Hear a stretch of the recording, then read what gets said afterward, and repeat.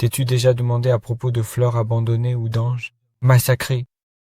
Voir comment ils boivent seuls leur héroïne faite de larmes qu'ils n'ont plus versées, leur petit cœur tremblant sous la terre, implorant comme un animal blessé. Ne me laisse pas seul, maman. Leurs âmes tourmentées, liées par l'amour éternel, ne peuvent trouver de repos sous la terre. As-tu déjà vu un animal blessé? Comment il s'enfuit en silence vers la tombe? Ou as-tu vu un oiseau blessé chercher seul son ciel? Pourrais-tu croire que la beauté est la plus douce des condamnations? As-tu vu les mères sentir leurs bras tendus vers le ciel et supplier? Ne me laisse pas seul, mon enfant. Elles sentent le cœur de leur enfant battre sous la terre. Elles sont ce cœur qui refuse de mourir. Mon enfant, tu me dissous peu à peu, à chaque souvenir. Pas parce que tu es parti, mais parce que tu es parti sans moi. Mon enfant, je t'en prie, reviens vers moi. Je ne peux pas avancer, pas sans toi. La nuit devient un autel du manque, comme une cloche fêlée, qui sonne exactement comme une liturgie de la mort. Écoute les voix des mères, comment elles se transforment en chant. C'est dur pour moi, mon enfant. La vie me fait mal. La terre qui te cache me fait mal. Mon enfant, si tu savais à quel point tu me manques, ne me laisse pas croire que je ne suis plus ta mère. Rien n'est plus difficile que d'être une mère sans enfant. Il n'existe aucun son sur terre qui puisse contenir la douleur d'une mère. Elles entendent le cœur de leur enfant battre sous la terre. Donne-moi un signe, une brise, ne me laisse pas croire que tu es parti pour toujours. Comment puis-je vivre vivante alors que tu es mort en moi? Seigneur, je veux qu'il revienne, je veux son dernier souffle. Je veux le mettre dans ma poitrine et le garder là. Pourquoi m'as-tu laissé le mettre au monde si tu savais que tu allais me l'enlever? Regardez-moi, regardez une mère sans enfant. C'est ça votre justice? Seigneur, tu aurais dû me donner une arme, pas une âme pour aimer. Cher auditeur, c'est une histoire que la terre garde cachée, tout comme un enfant mort. Je reste là, la cire fondue sur les doigts, le visage rugueux comme des rochers brisés, les pensées précipitées dans l'abîme du désespoir. Entendre comment ils appellent leurs enfants tués, ils pleurent et disent « Ta maman est ici, mon petit, elle ne part nulle part, mon chagrin, mon âme. Si je ne peux pas te tenir dans mes bras, au moins je veille sur toi. Je suis là, pour toujours ici, mon enfant. Je te promets que je ne partirai pas sans toi, et elle est restée là longtemps, des nuits entières, car que veux-tu croire? La plupart du temps, une mère ne part jamais. Elle reste là, entre la vie et la mort, à l'endroit où dort son enfant. Elle reste là, parfois même pour toujours. Pourquoi la terre te cache-t-elle à mes yeux? Mon enfant, je t'en prie, viens à moi. Je t'en prie, sa voix était à la fois prière et égarement. Beaucoup de mères donnent leur âme dans les bras de l'amour. L'amour transcende la mort. C'est ainsi le lien éternel entre une mère et son enfant. As-tu appris à mourir, maman, pour que nous puissions être à nouveau ensemble? Pour la première fois, durant toutes ces nuits, la mère comprit la vérité. Ses enfants ne pouvaient plus venir. Elle n'avait plus de voix, plus de chemin. Et elle n'avait plus personne à appeler. Alors, voyant cela, la mère s'allongea sur la tombe. Et vois-tu, elle ne s'est jamais relevée. Et le cimetière silencieux a gardé le secret. Cette nuit-là, plus personne n'appelait et plus personne ne répondait. Apprends-moi, Seigneur, comment dire à mon âme qu'elle doit aller de l'avant, seule qu'elle m'abandonne. Suis-je obligé de l'écouter? Je deviendrais fou si seulement, Seigneur, j'avais pu veiller à son chevet à l'heure de sa mort. En vivant la vie, parfois il faut apprendre à perdre dans l'oubli. Qui peut endurer la souffrance d'être heureux? Parfois la vérité est une grande trahison. Certains instants nous retiennent ainsi jusqu'à la mort.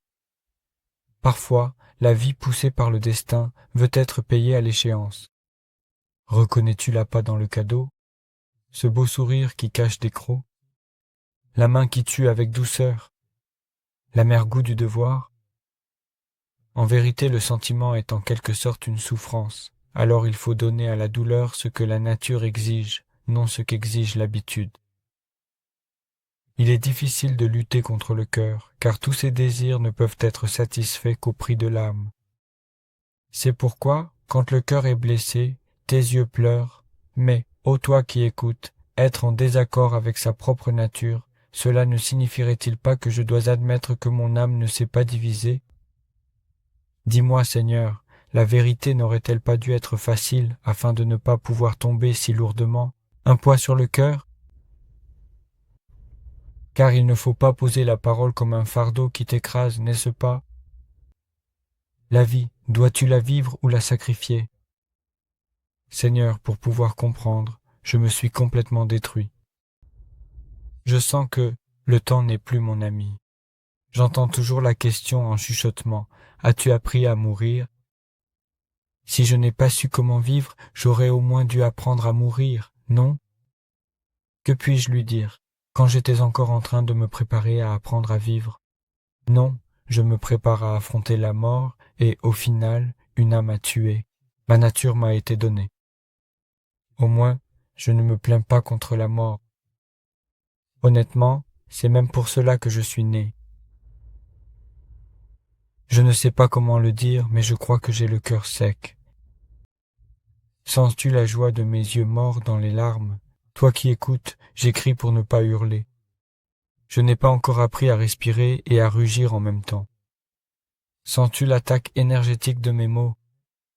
Les morts ne peuvent pas parler. Avec l'oreille sourde, j'assiste au conseil de la relation. Sens-tu la voix déchirante de l'animal tué pour notre profit? Monstre de la nuit, je ne compose plus de chansons, je ne pousse que des gémissements. Ma tromperie, misérable, en voulant mon bien, je ne fais qu'engendrer le mal. Comment trouver la loi de la compréhension? J'observe la subtilité de mon écriture, comment écrire avec le poing fermé. Les mots que je vais prononcer, debout sur une marche pauvre, vêtu de haillons, pour servir le sens de l'existence, de la sagesse, je vais tomber directement dans l'abîme, frère. À quoi bon servir la demande quand le remords hurle? Parfois, la vérité doit être gardée en cage, comme un animal sauvage. Mais du courage. Une âme sereine endure tout, n'est-ce pas? Toute ma vie défile devant mes yeux, maintenant. Ce qu'il me reste tient plus de la mort.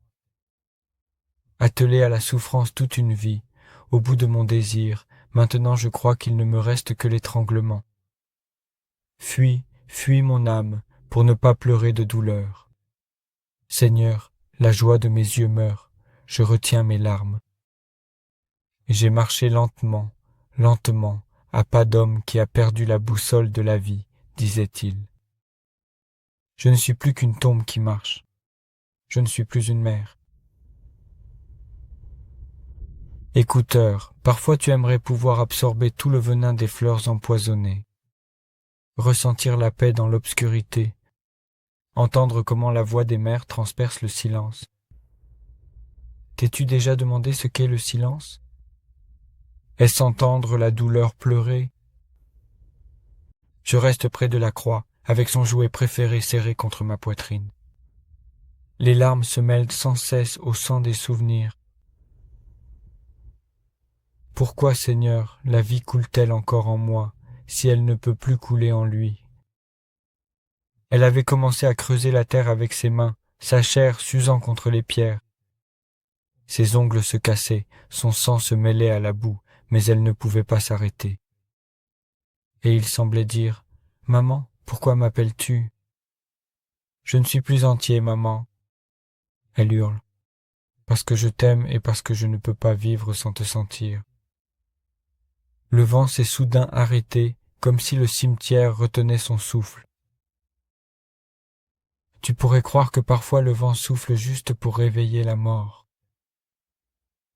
Si tu presses ton front plus fort contre la terre, tu entendras que tout ce qui est beau fait mal.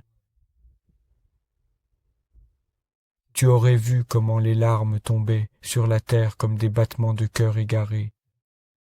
Tu pourrais croire qu'ils ont apporté leur terre triste, leur cœur comme offrande.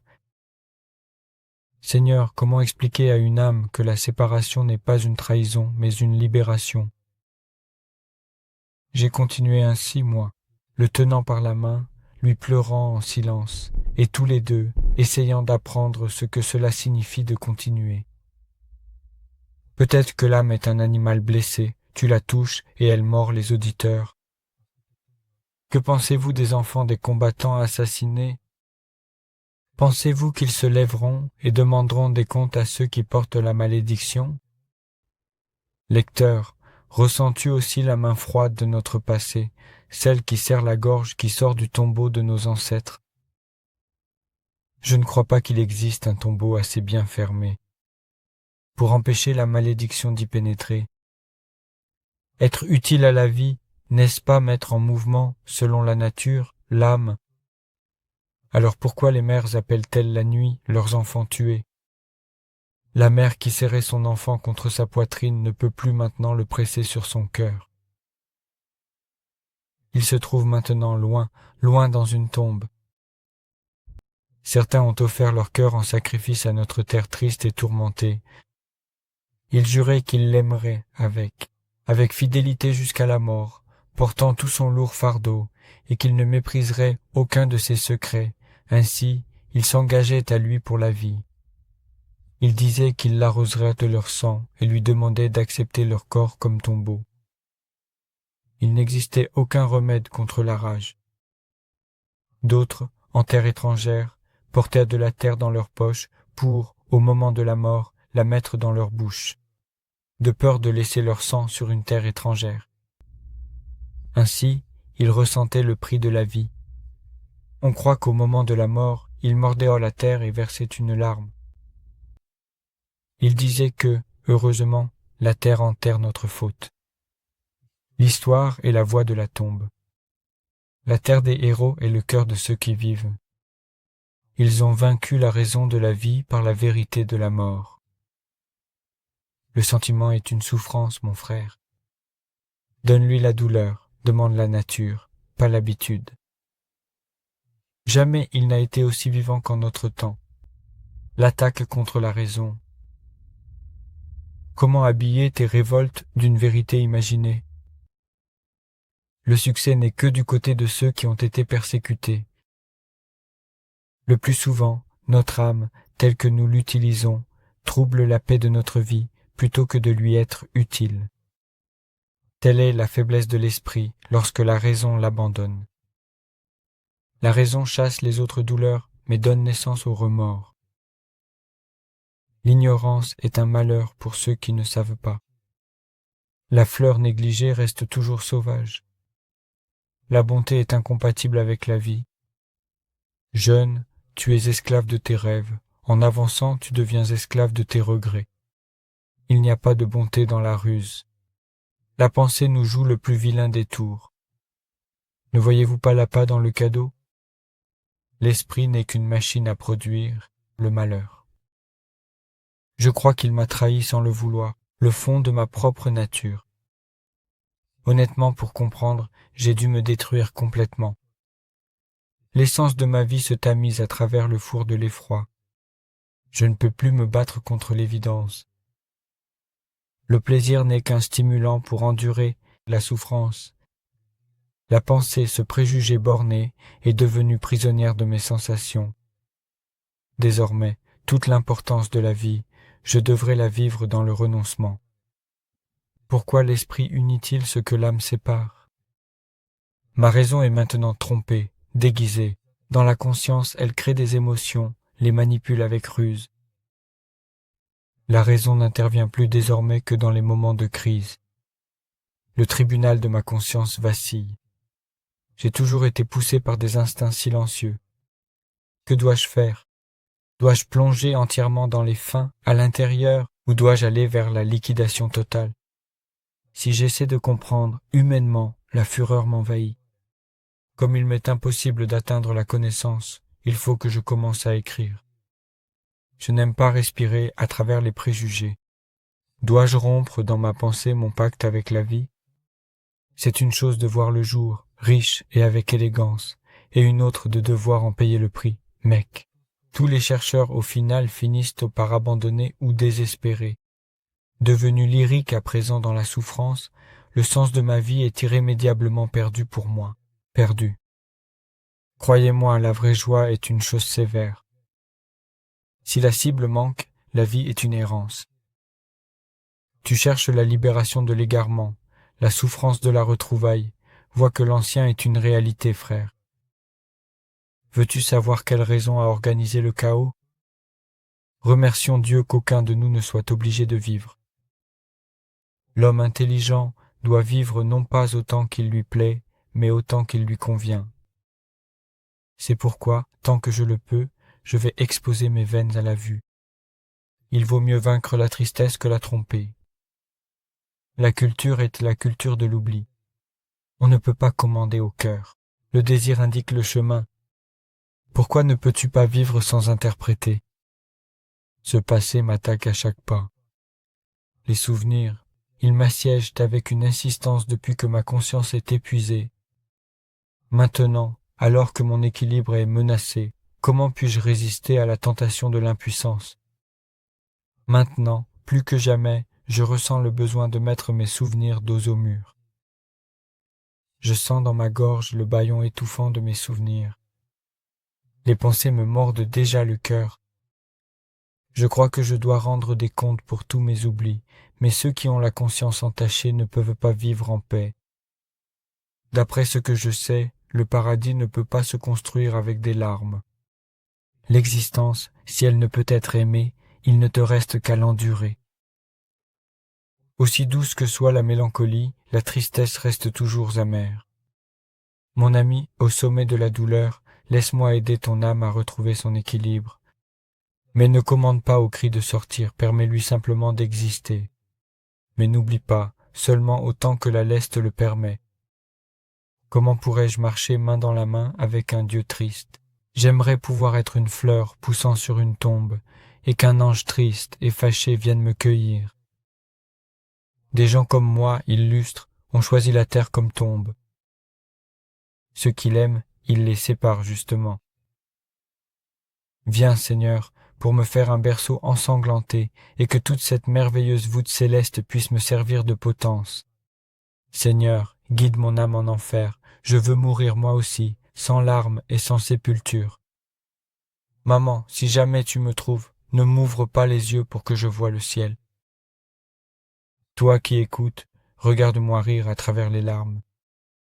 Viens, Seigneur, pour me faire un berceau ensanglanté, et que toute cette merveilleuse voûte céleste puisse me servir de potence.